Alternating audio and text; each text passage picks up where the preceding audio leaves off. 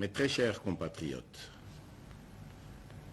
il vous souviendra qu'en date du 24 mars 2020, j'avais, par l'ordonnance numéro 20/014 du 24 mars 2020, proclamé l'état d'urgence sanitaire sur toute l'étendue du territoire national pour faire face à l'épidémie de Covid-19.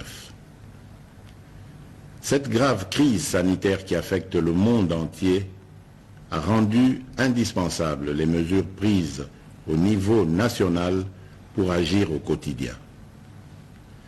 Ainsi, après la première vague des mesures décrétées dans l'ordonnance précitée, j'en ai pris d'autres, rendues nécessaires par l'évolution de l'épidémie dans notre pays.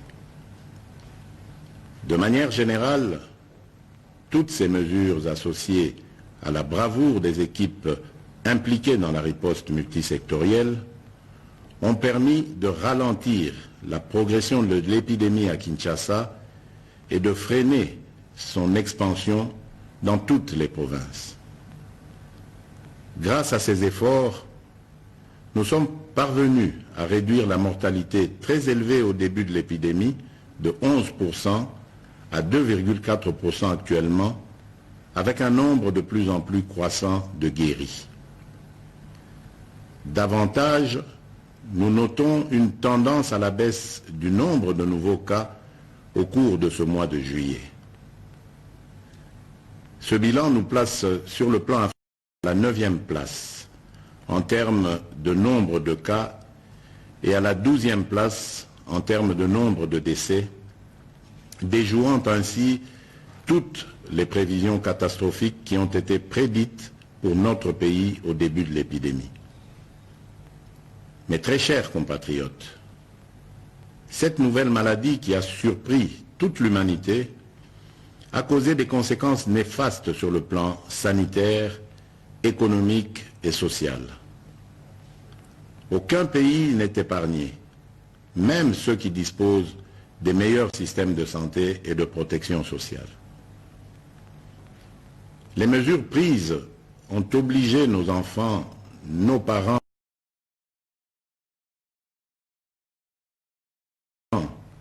agents publics et ceux du secteur privé à rester confinés chez eux.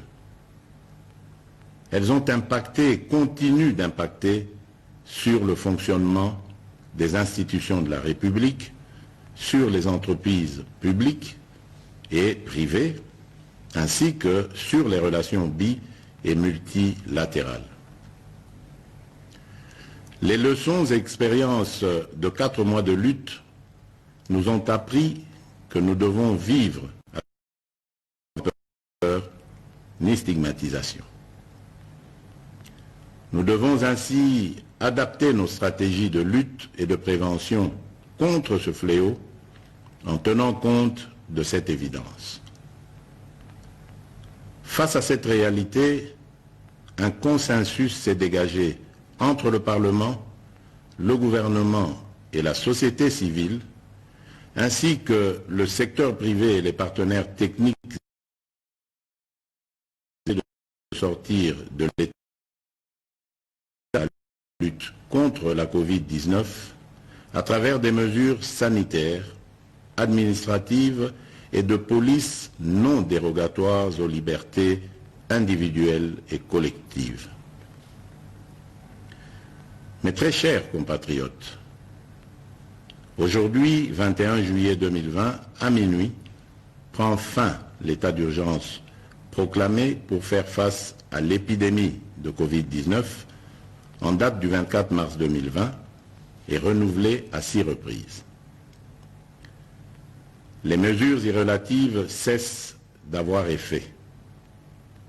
Cependant, il doit être clairement entendu que la fin de l'état d'urgence ne veut pas dire la fin de l'épidémie de Covid-19 dans notre pays. Par contre, c'est l'indication pour toute notre nation de revenir progressivement à une tout en respectant les gestes barrières et d'autres mesures y relatives. Il est donc question de faire l'équilibre entre notre santé physique, celle de notre économie et la stabilité de notre société. La fin de l'état d'urgence implique le retour progressif à la vie normale en respectant un certain nombre de préalables par rapport aux mesures sanitaires qui seront de stricte observation et à la reprise des activités en fonction des secteurs concernés et suivant les dispositifs mis en place par les autorités compétentes. Mes très chers compatriotes, ces préalables comprendront l'engagement des responsables à faire respecter les mesures spécifiques prises par le gouvernement, le renforcement de la sensibilisation et de la communication sur la maladie et sa prévention, ainsi que l'implication des différents acteurs engagés dans la lutte contre la Covid-19 à tous les niveaux. Quant aux mesures qui doivent accompagner le retour progressif à la vie normale, j'instruis ce qui suit.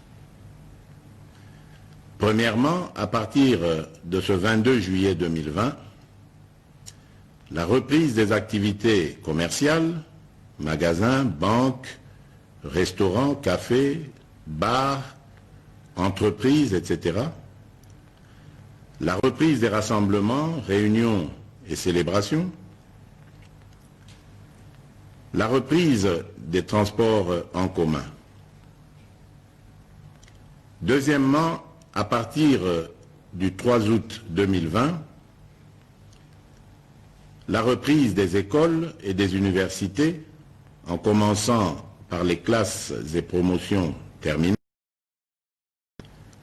Troisièmement, à partir du 15 août 2020, la réouverture des églises et lieux de culte, la migratoire interprovinciaux, l'ouverture des ports, aéroports et frontières, la réouverture des discothèques, stades et salles de spectacle.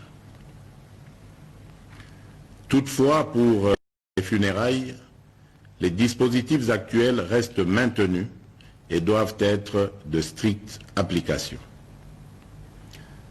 Dans ce contexte, il sied de préciser que les modalités pratiques de reprise dans les différents secteurs seront déterminées par les autorités nationales, provinciales et locales compétentes.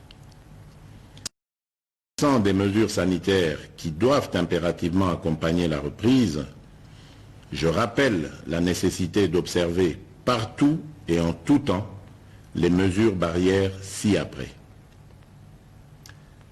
La mise en place des dispositions de contrôle à chaque entrée impliquant la prise de température, le lavage des mains et ou l'application des gels hydroalcooliques, le port correct et obligatoire des masques dans les lieux publics, le respect de la distanciation physique, le contrôle et le suivi de l'état de santé du personnel public et privé, ainsi que la décontamination et la désinfection régulière des lieux d'activité. J'instruis le gouvernement de la République et tous les services habilités de prendre des dispositions nécessaires y afférentes. Aussi, je réaffirme mon engagement à la mise en œuvre du programme multisectoriel et d'atténuation des impacts de la Covid-19 en République démocratique du Congo que j'ai lancé le 18 juin 2020. Ce programme, qui est toujours en cours de mise en œuvre par le gouvernement, s'articule autour des 3 axes ci-après. 1. Riposte, surveillance et renforcement du système de santé. 2. Soutien à la stabilité économique et relance de la macroéconomie. 3. Atténuation des risques et soutien aux populations. À cet effet, j'ai instruit ma task force, le comité multisectoriel le secrétariat technique, le ministre de la Santé et le ministre ainsi que l'ensemble du gouvernement de demeurer en alerte et de redoubler d'efforts dans la surveillance et la prise en charge de cette épidémie. Mes très chers compatriotes,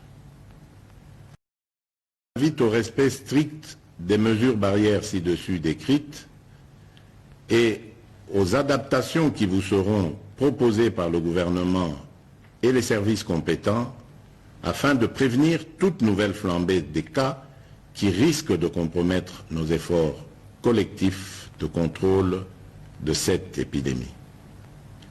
J'encourage aussi tous les chercheurs dans les différents domaines à poursuivre leurs efforts dans la recherche des solutions innovantes locales pour contribuer à endiguer cette crise. J'exprime toute ma reconnaissance et tous mes encouragements aux équipes de riposte contre la Covid-19 qui, dans des conditions difficiles, ont fait et continuent de faire preuve de bravoure et de patriotisme.